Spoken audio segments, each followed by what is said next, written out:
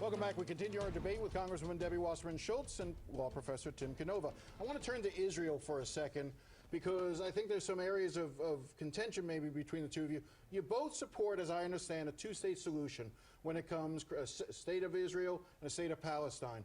But I want to go to this from your website, Professor Canova.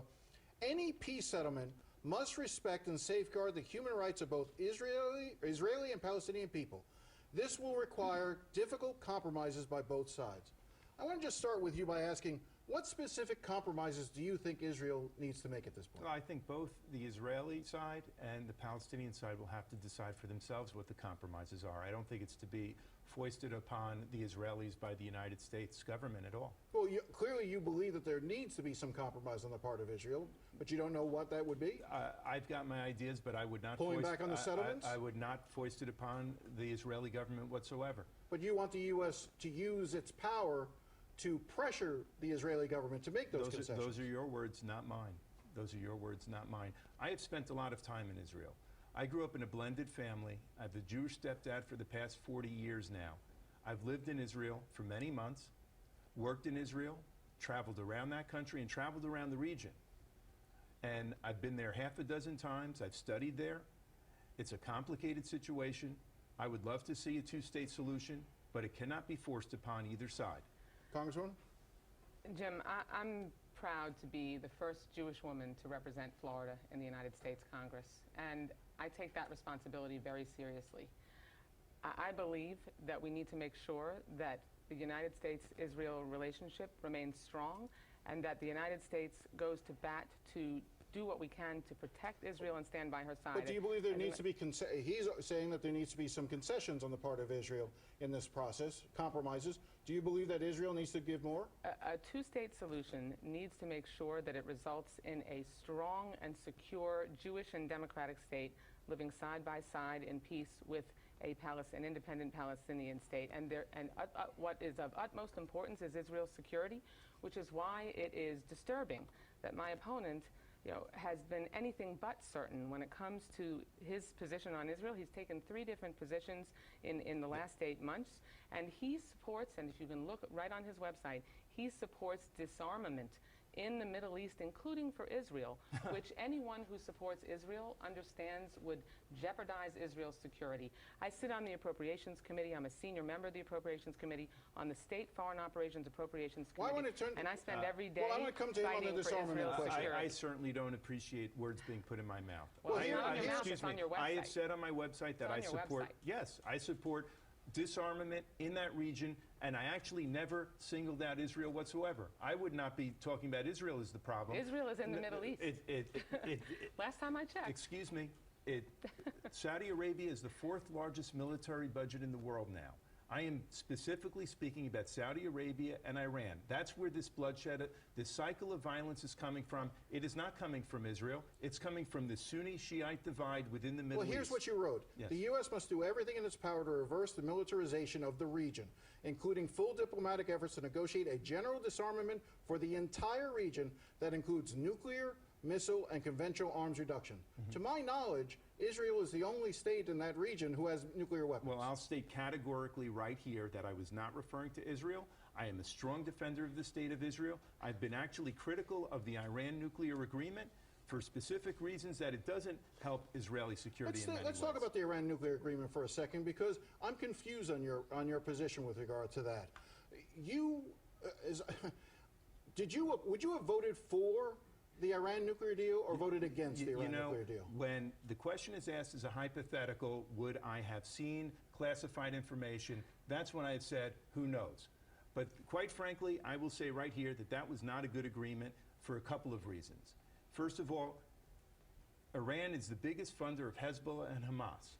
To release $100 billion in assets right away without doing it incrementally is what I found to be dangerous and unsettling. And quite frankly, my position is the same of dozens of other Democrats who voted against the agreement. You sent out a flyer that said, that was headlined, "In challenging times, Israel needs true friends in Congress." And it cited Ted Deutsch, and it cited Louis Frankel and Chuck Schumer, who were against the Iran deal. And then it separates, and we've got it up on screen now, Debbie Wasserman Schultz on the other side. What I don't understand is, how do you criticize her for her vote if you're not willing to say, you might have ended up voting the same way if you knew what she knew. Well, first of all, her vote has been condemned by an awful lot of folks who think she wasn't looking out for Israel's security, and that has been my position the entire time. You know, And may I say also what this, Israel needs- that as head of the Democratic National Committee, she held up a letter of support of that agreement. She stopped it from going out. She's the one who waffled and played Hamlet for weeks. All right, Congresswoman?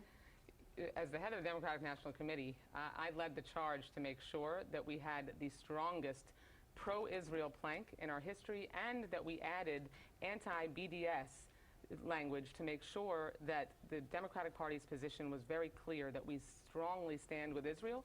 And let's be clear, my opponent has been mealy-mouthed and waffling about his position on Israel from day one. Israel needs certainty. Israel needs somebody like I have been, who has stood resolutely with her. That's why the disingenuous flyer that he sent out with, referring to my colleagues and friends, Ted Deutsch and Lois Frankel, who support my reelection, who spoke out against him and asked him to stop using their name in his materials, because they know that I have been a strong and staunch supporter of Israel. Let me ask you this as it relates to Israel's security. The Iran nuclear deal will provide $1.8 billion of assets for Iran that the U.S. will transfer back to Iran, 400 million of which was just delivered in a cargo plane that's now become infamous from Donald Trump and the rest of it. Can you sit here right now and guarantee, that none of that money will end up financing Hamas, Hezbollah, the Taliban in strikes against Israel? Will not that money end up hurting Israelis and possibly American soldiers in the Middle East as well? I mean, forgive me for correcting you, but the $400 million was the result of a court case that unfortunately the United States lost, and that we were required to return by the courts to Iran. That had nothing to do with the Iran still deal. The $1.8 billion. What it is that those were monies that were Iran's monies, and that they were not allowed access to as a result of the sanctions being levied to make sure that we could keep them from becoming a nuclear state. The Iran deal allowed the release of those funds, and Iran, since the finality of the agreement, has been fully compliant. I wanted to make sure in voting for that Iran deal, which I spent more time researching and sat in the White House situation room, met with our ambassadors in the P5+1 countries, and made sure that I knew that agreement and understood it backwards and forwards, that we put Iran from being 2 to 3 months from nuclear breakout to now 15, 20, and 25 months. Can you guarantee that that money, that $1.8 billion that's part of the Iran deal, won't be used to finance terror against Israel? What we know is that But can you guarantee it? You can never guarantee anything, Excuse me, Jim. may I But interject? no, you may not. What we need to do is make sure that we continue to strongly watch over and make sure that agreement remains fully implemented, which it has. Iran has been fully compliant, and now they are nearly 25 years from breakout. And what we also have to make sure now is that we can turn our attention, and what the Iran deal has allowed us to do is turn our attention to going after Iran for their terrorist activity, for making sure we crack down on sanctions when they engage in their ballistic missile violations. You know, I will repeat what I said earlier, that this is a region that needs disarmament. Yet, I support the memorandum, I support the Memorandum of Understanding for a 10-year military assistance program for Israel. There was a House resolution offered by Ilyana Ros-Lehtinen. My opponent has not co-sponsored it. 110 Democrats have. I support that. No one is more committed to the state of Israel's security than me. I have lived there, I have worked there, I've had friends who have been killed there during the Intifada. I will not bow to anyone. That language about disarmament was specifically directed to Saudi Arabia and Iran. All right, we only have a couple minutes left. Israel is in the Middle East, Jim. My frustration, if you disarm, you jeopardize Israel. My frustration is that this deserves an hour-long debate. And my frustration with this debate here is that there are a lot of things that we didn't even get near touching. Now, I'll tell you this, the Southern Christian Leadership Council and America TV, which is the largest Latin American outlet in South Florida, have already today made invitations for further debates between us. The African American and Hispanic community makes up 50% or more of this district.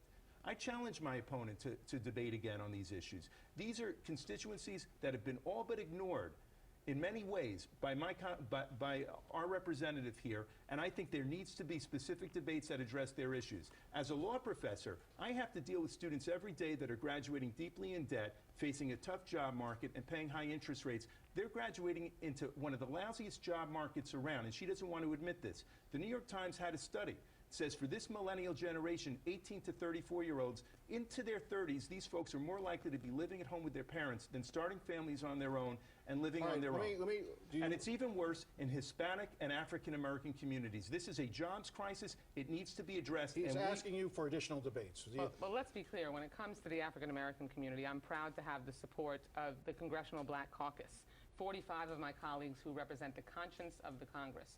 They know and support me because I have gone to bat on the issues that are important to the African-American community, on civil rights and civil liberties, on fighting for justice, on making sure that we can expand, not constrict, access to the vote, making sure that when it comes to criminal justice that we have fair laws that really reverse the mass incarceration that too many African-Americans have faced and whose lives have been devastated about.